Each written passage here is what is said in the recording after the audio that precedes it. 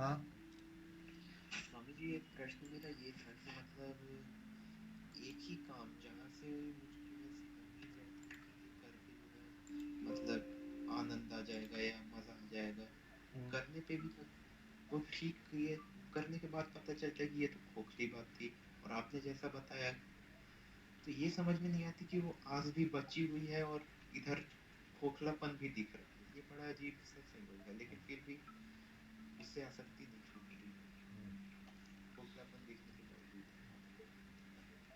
बिल्कुल। बहुत सुंदर प्रश्न है। सभी सांसारिक और आध्यात्मिक दोनों के काम का प्रश्न है।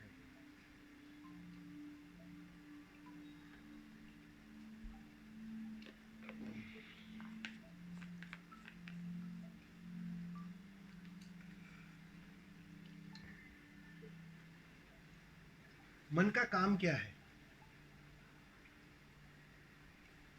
मन का काम है तुम्हें भ्रांतियों में उलझाना, नई आशाएं बांधना, नई नई मांगे खड़ी करना। मन का यही रोल है, इसके अतिरिक्त और कोई रोल नहीं है। स्वामी जी, इधर बात यह है कि जो पुरानी मांग थी, पुरानी आशा थी, उसका खोखलापन दिख गया, फिर भी कुछ वक्त के बाद वही आशा जग जाती है ठीक पुरानी चीज पे। ये कैसे होता है? बिल्कुल वही मैं समझा रहा हूँ। पहले मन के स्वभाव को इसको थोड़ा एक मन के स्वभाव को समझोगे तो तुम्हें उत्तर समझ में आ जाएगा। मन का काम ही यही है, चौबीसों घंटे तुम्हें बेचैनी में जलाए रखना। मन को बेचैनी पसंद है, करता रहना पसंद है। अब होता क्या है, हम संसार में भी कहीं आशा बांधते हैं कि ये मिलेगा तो आनंद मिल जाएगा। तो संसार में तो आसानी से ये बात कुछ समय बाद दिखाई पड़ना शुरू हो जाती है कि जो जो मैंने आशा बांधी थी, जो जो मैंने मांग खड़ी की थी, वो सब आज मेरे पास है। फिर भी आनंद का कोई पता नहीं। कहाँ है आनंद? जिस आनंद का सपना मैंने संजोया था, पिरोया था, वो तो कहीं नजर नहीं आ रहा है। तब मन बाहर से तो ऊब जाता है, फिर तुम्हें ले जाता है एक नई गली में, उस भीतर की गली के अंदर। उसी को हम अध्यात्म कहते हैं कि आप सिर्फ बाहर नहीं, भीतर भी खोज लेंगे। बाहर तो बहुत खोजा और सिवाय व्यर्थता और सिवाय हार के और कुछ मिला नहीं। तब एक नई दौड़ शुरू होती, तब एक नई यात्रा शुरू होती है। उसी को हम अंतर यात्रा कहते हैं। अब तुम भीतर खोजना शुरू करते हो, बिल्कुल वही मांग से भरे हो। इस बात को समझ लेना, मन तो वही है ना। जो यश बाहर जी रहा था वही यश अब भीतर जीना चाह रहा है। यश थोड़ी बदला है, यश की समझ में थोड़ी आया है। मन बस दिशा बदल लेता है, अब भीतर खोजना शुरू करता है। और ये मूल्यवान है, व्यर्थ नहीं है, बहुत मूल्यवान है। भीतर की खोज का अर्थ ही इतना है कि जिसने बाहर नहीं मिल रहा है, नहीं मिल सकता है, उसका थोड़ा अनुभव कर लिया, थोड़ा स्वाद लिया, उसकी व्यर्थता उसे साफ साफ हो गई। वही भीतर की यात्रा में तत्पर होता है। अब तुमने भीतर की यात्रा शुरू की, अब तुम अनुभवों से उस भीतर की यात्रा में गहरे जाने लगते हो। तुम्हें लगता है अनुभव से सब मिल जाएगा, ये कर लो, विधि कर लो, अच्छे अनुभव कर लो, गहरे स्वाद ले लो। बिल्कुल जैसे बाहर आयाम बदलते थे, बिल्कुल वैसे ही अगर आप गौर करोगे, आपने साधना कुछ समय तक की है तो तुम्हें ये बात भी साफ हो जाएगी कि भीतर भी आयाम बदल रहे हैं। कभी इस कारण आनंद मिल रहा था, 4 दिन मिला, 5वें दिन से वो गायब हो गया। मजा आ रहा था, स्वामी जी क्या विधि दी आपने, बस आनंद ही आनंद। और वही आनंद 4 दिन बाद उड़न छू गायब। फिर आओगे, आ जाओगे मेरे पास, स्वामी जी और एक नई विधि दो, और कुछ करने को दो। बस इस बात को यहीं समझना है कि यहां बाहर से भी कुछ नहीं मिल सकता, यहां भीतर से भी कुछ नहीं मिल सकता। ये पाठ तुम्हें कौन सिखाएगा? बाहर का पाठ तो संसार सिखा देता है, भीतर का पाठ, भीतर का अनुभव, भीतर की व्यर्थता तुम्हारी साधना, तुम्हारी यात्रा सिखाती है। और जब भीतर से भी ऊब शुरू हो जाती है, भीतर की भी व्यर्थता दिखाई पड़ना शुरू हो जाती है, तब मन असली दाव चलना शुरू करता है। तब तुम पाते हो जीवन में गुरु का आगमन होता है, अगर मिटने की तैयारी है तो, अगर प्यास गहरी है तो, ये शर्त समझ लेना मेरी बात को। तब तुम्हारे जीवन में कोई मार्गदर्शक सहज ही फलित हो जाता है। वो संयोग, बस एक संयोग बन जाता है। तुम्हारी प्यास थी, तुम्हारी तड़प थी स्वयं को जानने की, अपने को खोने की, उस मार्गदर्शन के लिए गुरु का मार्गदर्शन तुम्हारे लिए उपलब्ध हो जाता है। और गुरु तुम्हें जो जो तुमने अनुभव किए, बाहर के हो चाहे भीतर के हो, वो सभी मन के अनुभव थे, वह सभी मन के खेल का हिस्सा थे, वो बात समझाना शुरू कर देता है। गुरु का काम ही इतना है। बाहर तो मन था और भीतर के सारे अनुभव भी उसी मन के हिस्से थे। उलझना मत, पकड़ना मत, ठहर मत जाना, क्योंकि असली छलांग अब लगेगी। वो छलांग किनारे से लगती है, तुम्हें चोटी के किनारे पर आना पड़ता है, बीच से कभी छलांग नहीं लग सकती है, बिल्कुल उस किनारे पे आना पड़ता है। और किनारे तक आने की तैयारी गुरु के माध्यम से घट जाती है। स्वामी जी, यहाँ पे जो आपने व्यर्थता की बात की कि भीतर भी व्यर्थता दिखाई देने लगे, तो यहाँ पे स्वामी जी मेरे साथ उल्टा हो रहा है। भीतर व्यर्थता दिखाई देती है तो बाहर जाता हूँ, और बाहर में भी वही काम। उसमें सबसे बड़ी दिक्कत यह है, स्वामी जी ओशो ने भी कहा, एक गलती को मत दोहराओ।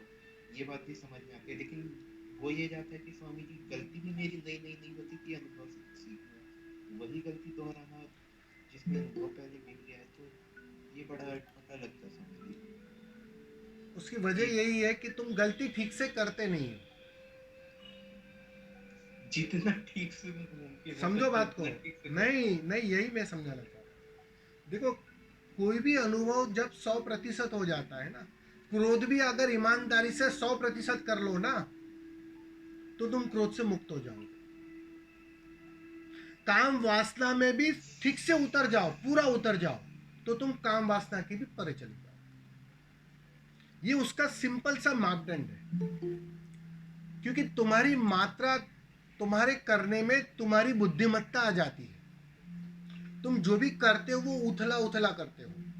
लेकिन स्वामी जी इसमें एक बात ये है कि हम लोग जब भी बात करते हैं तो काम क्रोध लोभ मोह इनमें तो स्वामी जी ये आदमी हिप्नोटाइज हो जाता है।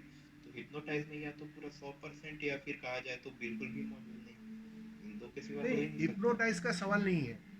हिप्नोटाइज इस हिसाब से कि पूरी तरीके से सम्मोहित हो जाता है। तो सम्मोहित अवस्था में अगर मान लीजिए आप क्रोध कर रहे हैं तो पूरे सम्मोहन में ही कर नहीं रहे नहीं हैं। नहीं, ऐसा नहीं है। देखो, कोई भी चीज पूरी करनी होती है ना, तो तुम्हें मन के तल से हटना पड़ता है। ये नियम को थोड़ा समझ लो। तुम गीत गा रहे हो, जी तो अगर गीत गाना ही पूरा हो जाए ना, तो मन नहीं बचेगा। तुम क्रोध कर रहे हो, अगर मतलब तुम कि क्रोधी होश हो रहे जाओ। स्वामी जी और वो कृत्य रहे, बीच में मन न रहे। हिप्नोटाइज। मन क्यों रहता है समझो। जी मन करता क्या है, मन चालाकी, असली उसकी चालाकी क्या है समझो तुम्हें। वो तुम्हें पूरा नहीं होने देता किसी भी कृत्य में। वो तुम्हें दो में बांटे रखता है, ये ठीक है कि गलत है, ये मैं करूंगा तो ठीक रहेगा या गलत रहेगा। ये संशय मन के कारण बना रहता है। तुम द्वैत में बटे रहते हो, और जैसे ही तुम पूरे होते हो 100%, तब मन रह नहीं सकता, मन बच नहीं सकता। ये बुनियादी शर्त है। और तुम पूरा ना बाहर का जीते हो और ना ही भीतर का। वो पूरा हो नहीं पाता है। तुम्हें लगता होगा कि मैं पूरा कर रहा हूं, जी जी पूरा नहीं हो रहा है, जी स्वामी जी, कहीं चूक हो ये रही है समझ वहां। में आ रहा। खंडित खंडित होते वो स्वामी जी। उसमें तो ओशो ने कहा था कि इंसान एक भी नहीं, कोई 1000 इंसान बसते हैं एक इंसान के अंदर। बिल्कुल। एक इंसान सोचता है कि वो ये मैं मैं कुछ दो की तो चटपटा चीज परिभाषा नहीं कर कुछ। रहा हूं, वो तो असंख्य हो सकते हैं। जी लेकिन तो सवाल वही तो ये है कि पूछने तुम की बात पूरा आती हो है कि जाओ। हर चीज में होश कैसे ना, क्योंकि ऐसे तो इसका एक ही तोड़ बताया था कि हर जगह होश रहे। होश रहेगा तो फिर वहाँ पे मन नहीं रहेगा तो वो जो खंड खंड में बटा था वो बटा नहीं रह पाएगा। तो होश हर वक्त, क्योंकि मैंने वो साधने की कोशिश की लेकिन हो नहीं पा रहा कि हर वक्त होश रहे देखो, कम से कम 24 घंटे। ये ये 2400 घंटे वाला जो होश है ना, उसका थोड़ा विज्ञान समझो। वो तुम्हारे थोपने से नहीं सजता है। तुम ध्यान के माध्यम से, विधि के माध्यम से होश का एक सातत्य बनाते हो। आज कुछ घड़ी तुम होश में रहे, कल कुछ घड़ी तुम होश में रहे, परसों तुम और कुछ गहरे होश में गए, गहरे ध्यान में गए। वो रोज तुम्हें जो विधि करने को कहा गया है, उससे होता क्या है, कॉन्शियसली तुम करते हो, लेकिन जो होश सद रहा है, वो स्वाद, उसकी आदत तुम्हारे सबकॉन्शियस में जाती है, वो इकट्ठा होती है वहां। वो इतनी मात्रा में एक दिन इकट्ठा हो जाएगी कि फिर तुम्हें करना, तुम्हें साधना सब व्यर्थ हो जाएगा, क्योंकि वो अचेतन की गहरी आदत बन जाएगी। वो होश अपने से सधेगा, तुम्हें साधना नहीं पड़ेगा। मैं कोई कोशिश नहीं करता हूं किसी भी चीज के लिए, लेकिन वो होश 2400 घंटे जारी रहता है। क्यों? क्योंकि वो अचेतन का हिस्सा बन गया है, अचेतन की आदत बन गई है। अब तक वो तुम्हारी अचेतन की ठीक से वो आदत बनी नहीं है, उसमें कहीं कमी है। इसलिए तुम्हें कहा गया है कि कुछ समय तक तुम्हें विधियों से गुजरना पड़ेगा, रोज रोज सातत्य बनाना पड़ेगा। इसलिए तुम्हारी कोशिश से तुम होश साधने की कोशिश करोगे तो होश नहीं सधेगा। होश जब 90% तुम्हारा अचेतन राजी हो जाएगा ना, तब मजे से सधेगा। तुम्हें साधना नहीं पड़ेगा और सधेगा, अपने से सधेगा। तो काम उस अचेतन पर करना है। लेकिन हमारी मुसीबत है मन की, क्योंकि हम जीते हैं चेतन में, और असली जो बदलाहट करनी है, असली जो चेंजेस करनी है, वो हमारे अचेतन में है। वो भी आदतों का हिस्सा है। अब तक तुमने आदतों से जो भी दिया चेतन से, वही उसने स्वीकार कर लिया। जी अब तुम नई आदत दे रहे हो अचेतन से होश में रहने की, एक दिन वो भी स्वीकार कर लेगा। अचेतन की यही तो खूबी है कि वो कोई भी चीज तुम दोगे वो उसको अस्वीकार नहीं कर सकता है। जी तुम उसे गाली दो तो भी वो स्वीकार कर लेगा, वो कहेगा ठीक है, अगर मैं गधा हूं तो गधा हूं। उसको मना नहीं करेगा कि भैया तू गधा कैसे हो सकता है। और उसे तुम सूचना दो कि तुम परमात्मा हो, तो उसको भी वो स्वीकार कर लेता है। उसको मना नहीं करता कि अरे मैं कैसे, अरे मैं इतना छोटा आदमी, मैं साधारण आदमी परमात्मा कैसे हो सकता हूं। अचेतन ऐसी दलील नहीं करता है। तो सारा काम अचेतन पे किया जाता है। साधना दिखती है चेतन के तल पर की जाती है, शुरुआत की जाती है चेतन के तल पर, लेकिन असली काम होता है अचेतन पर, जो तुम्हें दिखाई नहीं पड़ता है। समझ में आ रहा है ना? यस। जी स्वामी जी, अब समझ में आ गया। असली काम भीतर हो रहा है, वो 90% पर। और जिस दिन वो 90% पूरा तुम्हारे इस नए सजेशन से, इस नए अकर्ता से, इस नए देखने की कला से भर जाएगा ना, उस दिन तुम्हें होश नहीं रखना पड़ेगा। उस दिन गाड़ी अपने से चलेगी, हवाई जहाज ऑटो मोड पर चला जाएगा, तुम्हें चलाना नहीं पड़ेगा। ख्याल समझ में आ गया होगा? जी स्वामी जी, समझ में आ गया स्पष्ट रूप से। धन्यवाद स्वामी जी। स्वामी जी प्रणाम। प्रणाम। स्वामी जी, एक प्रश्न था हम्म, कि ध्यान में जैसे कि गहरे हैं